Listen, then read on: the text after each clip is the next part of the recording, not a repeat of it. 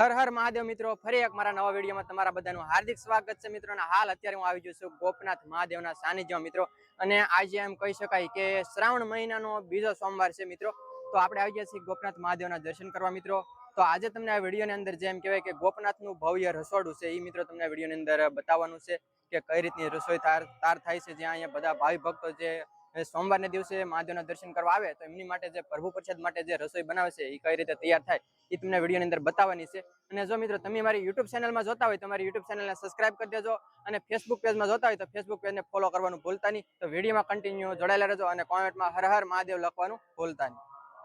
મિત્રો આપણે જઈ રહ્યા છીએ જે એમ કહેવાય કે અહીંયા જે પ્રભુ પ્રસાદ માટે છે એટલે કે રસોડા વિભાગ છે એની આપણે આ વિડીયોના માધ્યમથી વિઝિટ કરવાની છે. તો અહીંયા તમે જોઈ શકો છો મિત્રો, જો અહીંયા મોટા ગોપનાથ બ્રહ્મચારી જગ્યા ટ્રસ્ટ પ્રભુ પ્રસાદ આ છે રસોડા વિભાગ છે મિત્રો. જે આપણે આ જે ગેટ છે ને ગેટ થી આગળ આવતા જ મિત્રો અહીંયા તરત આવે છે આ જે રસોડા વિભાગ. તો આપણે અંદર જઈએ અને આપણે અંદર વિઝિટ કરીએ કે ભાઈ જે આ બધા ભાવિ ભક્તો માટે કઈ રીતના બધી રસોઈ તૈયાર થાય છે, પ્રભુ પ્રસાદ તૈયાર થાય છે. તો ચાલો આપણે અંદર જઈએ. આપણે આવી ગયા છીએ રસોડા વિભાગની અંદર મિત્રો. અને અહીંયા જે બધા સેવકો છે એ બધા અત્યારે રસોઈ તૈયાર કરે છે એટલે કે કામ કરે છે મિત્રો. અને આ જે વોલ છે ને આ બધો મિત્રો એ એમ કહેવાય કે જે જમવા માટેનો આ વોલ છે. આ વોલની અંદર જે બધા ભાવિ ભક્તો છે એ આ વોલની અંદર પ્રસાદ લઈ શકે છે. અને અહીંયા જો મિત્રો જે બધા સેવકો છે ને તમે જોઈ શકો છો. આ જો અત્યારે બધા સેવકો છે અત્યારે સુરમાના લાડુ બનાવી રહ્યા છે. જો તમે આ બધા સેવકો છે. હર હર મહાદેવ. અને ભાઈ આ મંડળ છે ને ભાઈ આ ધરાઈ ગામનું મંડળ છે. આજે એમનો સેવાનો વારો છે. ધરાઈ ગામનું મંડળ છે.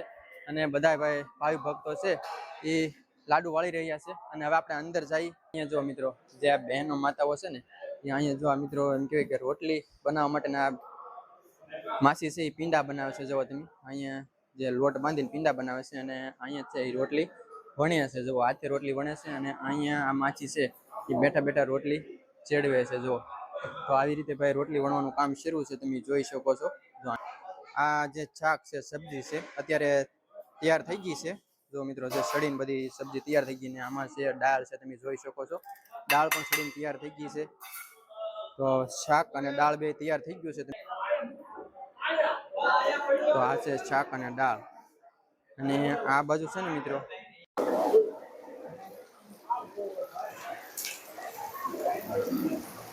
તો અત્યારે ભાઈ લાઈવ ગરમા ગરમ ભજીયા બની રહ્યા છે. તમે ભક્તો માટે ભાઈ આ ભજીયા જો આ રીતે ભાઈ બનાવવાનું શરૂ છે.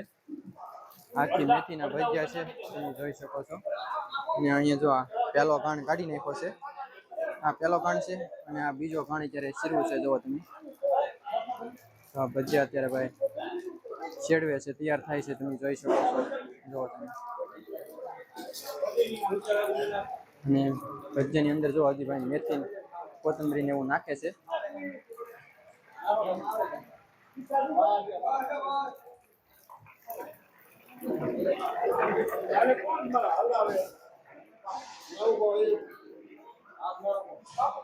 બીજો ઘાણ જ્યારે સડી ગયો છે. જો તમે જોઈ શકો છો ભજીયાનો બીજો ઘાણ સડી ગયો છે. આ બધો લાડવાનો સ્ટોક કરેલો છે. આ સુરમાના લાડુ છે, તમે જોઈ શકો છો. જે આ 2-3 ચોકી ભરી છે એ સુરમાના લાડુ તૈયાર કરી અને ઢાંકી દીધું છે. આ સુરમાના લાડુ છે. તો આ બાજુ તો ભાઈ આ તૈયાર થઈ ગયું છે. અને હવે છે ને આ બધી રસોઈ અત્યારે બનાવવાનું શરૂ છે. અને હવે થોડીક ક્ષણોની અંદર એમ કહેવાય કે 12:30 એવા જે એમ કહેવાય કે મહાદેવની આરતી થાય છે. બપોરે આરતી થાય છે. આરતી થયા બાદ જે ભાણું પડે છે તો પછી અહીંયા જેમ કહેવાય કે જમવાનું શરૂ થાય છે. તો મિત્રો હવે જો જમવાની બસ થોડીક જ વાર છે. અને હવે જો મિત્રો જે દાળ ભરવાનું કામ શરૂ થઈ ગયું છે. દાળની ડોલું ભરે છે. તો આ રીતની અહીંયા દાળ ભરે છે. દાળની ડોલ ભરાઈ ગઈ છે. અને હવે ભાઈ શાકની ડોલ ભરવાનું શરૂ છે. જો તમે શાકની ડોલું ભરાય છે, તમે જો આ રીતો લાઈવ ગરમા ગરમ ભજીયા બનાવવાનું શરૂ છે. અને અહીંથી જો ભાઈ હવે આ ભજીયાના બાઉલ મીડા ભરવા તમે જોઈ શકો છો. અહીંથી બહાર આ બધું સપ્લાય કરવાનું છે. તો જો હવે અહીંયા ભજીયા બનાવે છે અને અહીંયા લાઈવ ગરમા ગરમ ભજીયા ભરે છે. અને અહીંયા જો આ દાળ ભરવાનું કામ શરૂ છે. આ બધી દાળની ડોલો ભરાય બહાર જાય છે. જે લાડવા છે બધા, આ જે લાડવાની મોટી ચોકી છે ને એ જો મિત્રો આખી લાડવાની ભર્યા છે. સુરમાના લાડવા છે બધા જો ભરીને ઢાંકી દીધા છે. અને અહીંયા જો બહાર લઈ જવા માટે આ ચોકી તૈયાર કરી દીધી છે. આ ચોકી છે ને હવે બહાર લઈ જાહે. તો હવે એમ કહેવાય કે થોડીક જ ક્ષણોની અંદર જે પ્રભુ પ્રસાદ લેવાનું શરૂ થઈ જાય. એમ કહેવાય કે પ્રભુ પ્રસાદ લેવાની ફૂલ તૈયારી થઈ ગઈ છે. તમે જો મિત્રો આજે અહીંયા એમ કહેવાય કે જો પટ્ટા પાથરી દીધા છે પાથરણા, અને આ બાજુ બે કાઉન્ટર ગોઠવાઈ જશે, એક આ બાજુ અને એક આ બાજુ. જો મિત્રો કાઉન્ટર ગોઠવાઈ ગયા છે. અને આજના મેનુમાં હું છું એ તમને પહેલા બતાવી દઉં. તો જો સુરમાના લાડવા છે, પછી ભજીયા છે, રોટલી છે, શાક છે, પછી દાળ છે, ભાત છે અને છાશ છે. તો આજના મેનુમાં આટલી વસ્તુ છે મિત્રો. અને હવે એમ કહેવાય કે ભાઈ જે બધા ભાવિ ભક્તો છે એ પ્રસાદ લેવા માટે મિત્રો આવવા મળ્યા છે. તો તમે જોઈ શકો છો. તો જો ભાઈ અત્યારે બધા ભાવિ ભક્તો છે લાઈનમાં ઉભા રહી ગયા છે. અને અહીંયા જો ભાઈ કાઉન્ટર શરૂ થઈ ગયું છે અને પીરસવાનું ચાલુ છે. અને આ બધા જ ભાવિ ભક્તો છે જો પ્રસાદ લેવા માટે લાઈનમાં ઉભા રહી ગયા છે ભાઈ. આ રીતના બધા ભાવિ ભક્તો ભાઈ લાઈન સર એક પછી એક ભાઈ પ્રભુ પ્રસાદ લે છે. અને તમે જો જોઈ શકો છો આ રીતે ભાઈ પીરસવાનું શરૂ છે. અને અહીંયા જો ભાઈ છાશના ગ્લાસ છે, ભાત છે, એમ આગળ બધી અલગ અલગ કહેવાય કે ભાઈ મેનુમાં છે. તમે જોઈ શકો છો. અને આ બાજુ છે ને આ બાજુ ભાઈઓની લાઈન છે, અને આ બાજુ છે એ બહેનોની લાઈન છે. જો તમે જોઈ શકો છો બે કાઉન્ટર અલગ અલગ છે. એક કાઉન્ટર છે ને એ બહેનોનું છે, ને એક કાઉન્ટર છે એ ભાઈઓનું છે. એટલે કે થોડીક ટ્રાફિક તો થાય છે મિત્રો, કારણ કે બધા એકારે આવે છે એટલે ટ્રાફિક થાય છે. અને આ મિત્રો જુઓ આ જે વોલમાં છે કે નહીં, આ બાજુ બહેનો બેસે છે પ્રસાદ લેવા માટે, અને આ બાજુ ભાઈઓ બેસે છે. બેહવાની પણ અલગ અલગ વ્યવસ્થા છે. અને આમાં લાઈનસર જ બધા બેઠા હોય છે. જો આ રીતે જે પટ્ટા પાથરેલા છે ને એ રીતે જ આમાં લાઈનસર બેહવાનું. જો આ રીતે, તો આ રીતે બધા ભાઈ લાઈનમાં બેસી અને બધા ભાવિ ભક્તો છે એ પ્રસાદ લે છે. તો જો ભાઈ આ રીતે ભાઈ લાઈન લાગી જશે બહેનોની. તમે જોઈ શકો છો ભાઈઓની લાઈન છે ને આ બાજુ હાલે છે, અને બહેનોની લાઈન આ બાજુ હાલે છે. તમે જોઈ શકો છો. જો ભાવિ ભક્તો બધા ભાઈ જમી રહ્યા છે શાંતિથી, અને ભાઈ ફૂલ ટ્રાફિક છે. જો તમે આ લાઈન છે ને એ બહાર ગેટની બહાર ભાઈઓની લાઈન પૂગી ગઈ છે, અને બહેનોની લાઈન છે ને અહીંયા સુધી છે. જો તમે આ છે ને આ બહેનોનું કાઉન્ટર છે. અને ભાઈ બધા છે ને જો બધા શાંતિપૂર્વક જો આ રીતે ભાઈ બધા લાઈનમાં બેસી ગયા છે બહેનો. અને જો આવી રીતે ભાઈ લાઈનમાં બેસાડવામાં આવે છે. આ બાજુ છે ને એ બહેનો બેસે છે. આવી રીતે ભાઈ છે ને બધા શાંતિથી ભાઈ જેમ કહેવાય કે મહાદેવનો પ્રસાદ લઈ રહ્યા છે. જુઓ તમે આ જે બહેનો માતાઓ છે એ મહાદેવનો પ્રસાદ લઈ રહ્યા છે. તમે જોઈ શકો છો કે આ રીતે ભાઈ લાઈનમાં બેસીને ભાઈ, તો આ રીતે ભાઈ અહીંયા વ્યવસ્થા કરવામાં આવેલી છે. તમે જોઈ શકો છો મારી પાછળ છે ને આ બાજુ બધા બહેનો બેઠા છે, અને આ બાજુ છે ને મિત્રો જો આ બાજુ ભાઈઓ છે. જો ભાઈઓની પણ આ જ રીતે ભાઈ લાઈન કરવામાં આવે છે. તમે જોઈ શકો છો આ રીતે બધા લાઈનસર બેસતું જવાનું. જુઓ આ રીતે છે ને ભાઈ લાઈનસર બેસી જવાનું, અને બધા ભાઈઓ છે એ ભાઈ પ્રસાદ લઈ રહ્યા છે મહાદેવનો પ્રસાદ.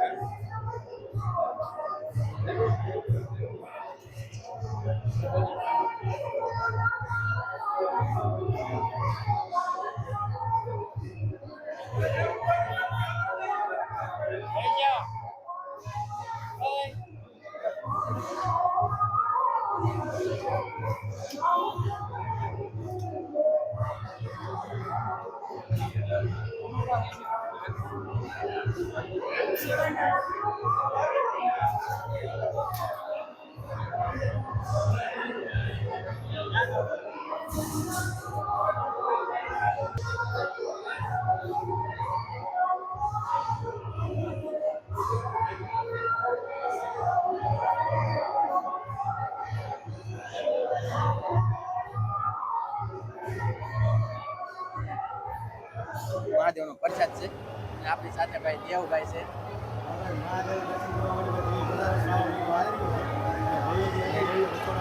ભાઈ શ્રાવણ મહિનો હાલે ને ભાઈ અત્યારે છે ને ખાસ કરીને મહાદેવના દર્શન માટે આવે ને ભાઈ મહાદેવનો પ્રસાદ લઈ રહી ત્યારે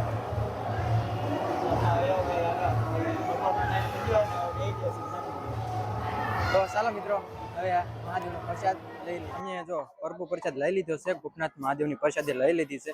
અને આ તે ગોપનાથ ગોપનાથ બ્રહ્મચારી જગ્યાનું જે રસોડું છે એનો આ રસોડાનો વિડીયો હતો. તો જો મિત્રો તમને અમારો વિડીયો ગમે અને સારો લાગે તો લાઈક શેર અને સબસ્ક્રાઇબ કરી દેજો. કોમેન્ટમાં હર હર મહાદેવ લખવાનું ભૂલતા નહીં. તો બસ હવે આપણે વિડીયોને એન્ડ કરીએ છીએ. જ્યાં સુધી આપણે ફરી એક નવા વિડીયોમાં નવો લોગમાં મળીએ ત્યાં સુધી બધાને હર હર મહાદેવ.